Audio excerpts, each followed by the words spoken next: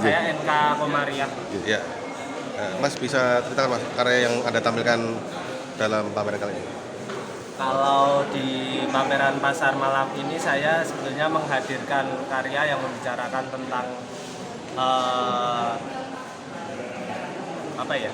hal-hal yang terjadi di Jogja Selatan, khususnya itu di sekitaran area Parangtritis, Parangkusumo itu. Jadi kalau setiap Selasa malam Selasa Kliwon atau malam Jumat Kliwon itu akan ada peristiwa yang menurutku cukup unik gitu, karena ada di satu tempat itu ada beberapa layer kegiatan atau beberapa peristiwa yang terjadi di waktu yang sama itu.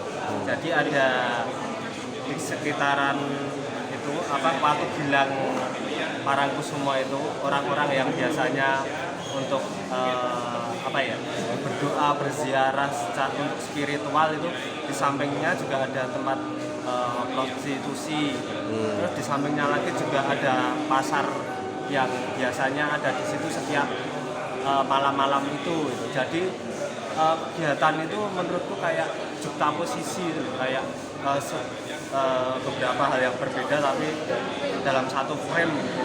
Jadi kayak ya karena kegiatan itu sangat kontras dari satu dan satunya, itu yang membuat unik gitu. Yang membuat aku tertarik untuk membicarakan ini karena ya begitulah keunikan Jawa itu kadang kayak multi segala sesuatu bisa masuk itu dalam satu tempat yang sama itu, dan wis melaku bareng baik. Oke Mas, cukup. Nah, Mas ada mikrofon, kalau bisa Anda berbicara dengan sedikit lebih lantang. Aku lali area.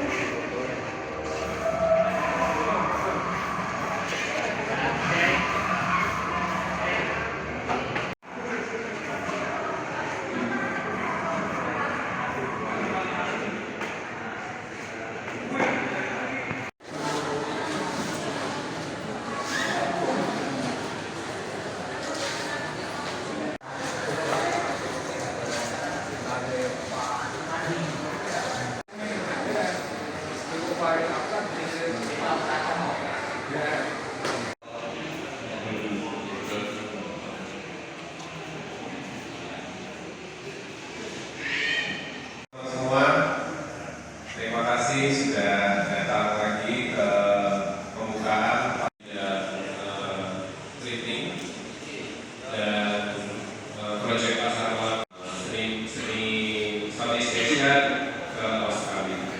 Dan waktu itu sekitar akhir tahun lalu kami di reach out oleh Mas siapa mas? Nama saya Rudi Hermawan. Saya salah satu seniman dari proyek pasar malam ini. Di belakang saya ada karya saya. Karya saya idenya dari ingatan saya waktu dulu masih SMP di kampus saya. Itu tentang pengalaman saya melihat langsung mengenai yang ada di pasar malam. Salah satunya adalah adegan debus. Adegan debus itu terus kemudian ada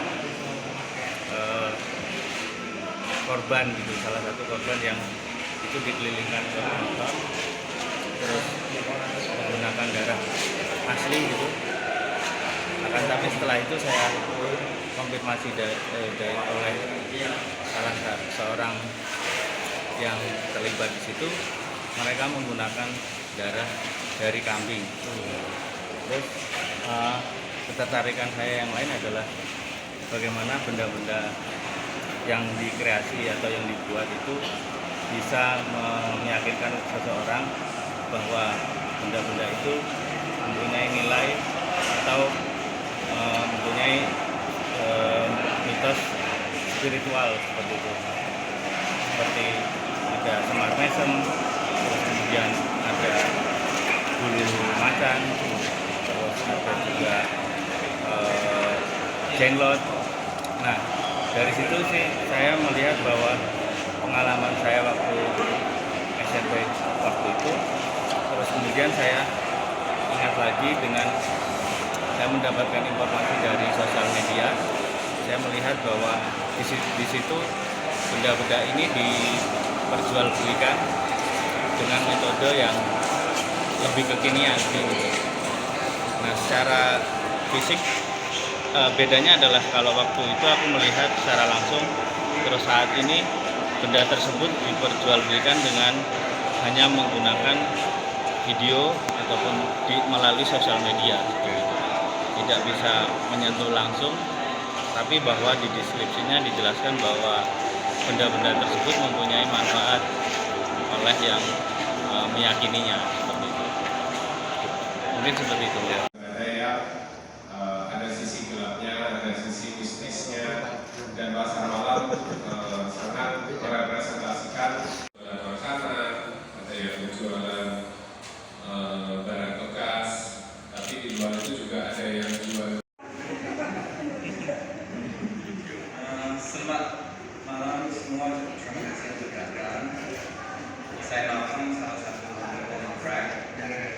Sejak cetak dan yang bekerja di beberapa seniman. Dan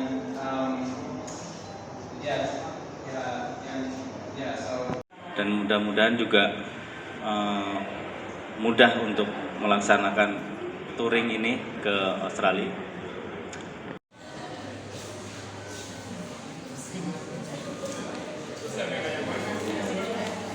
Mas sebutin nama dulu mas. Nama mas, nama. Denis selaku di sini. Oh, kayak direktur ya. Direktur Semarang Galeri ya. Semarang Galeri, ya. Mas Denis ya. Denis. Mas bisa jelaskan mas terkait dengan kegiatan pameran kali ini? Jadi pameran pasar malam ini kita bekerja sama dengan Crack Studio, kolektif seni di Yogyakarta. Jadi Crack Studio ini beranggotakan seniman dari Indonesia dan juga Australia, dan mengambil tema pasar malam. Seniman-seniman tersebut merespon tentang pasar malam di Indonesia, dan mereka memiliki sudut pandang mereka masing-masing. Seperti yang kita tahu, pasar malam itu kan suatu kebudayaan Indonesia yang sangat dinamis.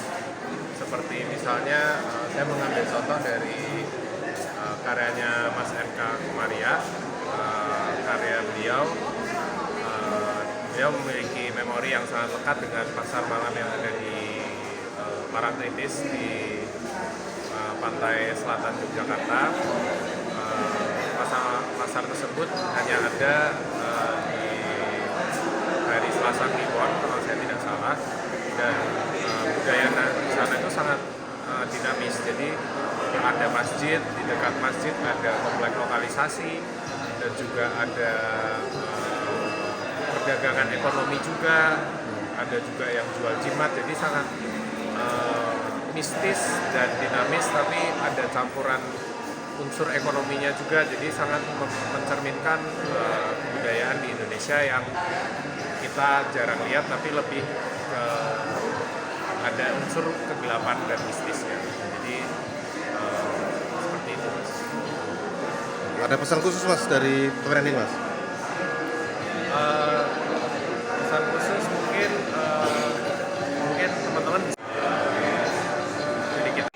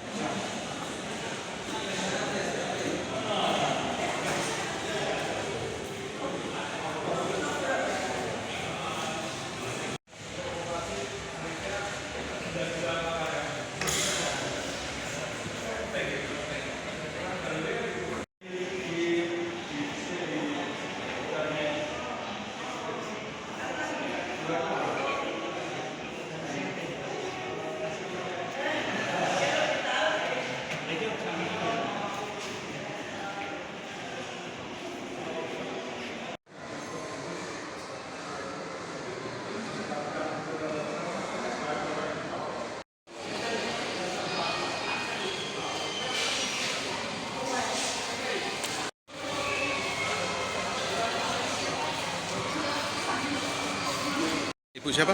Saya Ditya atau Tia aja. Dari mana Ibu? Saya dari komunitas Semarang Skateboard sih. Oh, iya. Atau BUTK. Oh gitu. Iya. Bu, testimoninya Bu dengan pameran ini Bu? Ya mengingatkan memori lama kayak waktu masih kecil dulu. Ada itu apa tong setan, terus sekatenan itu kayak kita terus terulang kembali gitu loh Pak, masa-masa yang lalu. Misalnya kita main di pasar malam, ada apa aja, ya banyaklah memori yang bisa kita ambil di sini. Dari sekian banyak yang digelar kali ini Bu, mungkin tertarik yang sebelah bagian apa? Ini yang rumahan dulu. Ya, gimana Bu? Bisa ceritakan Bu? Kita kayak ikut masuk gitu loh Mas, masuk gitu. ke dalam gitu. Suasananya tuh kayak kembali berimajinasi ketika seperti masa kecil dulu.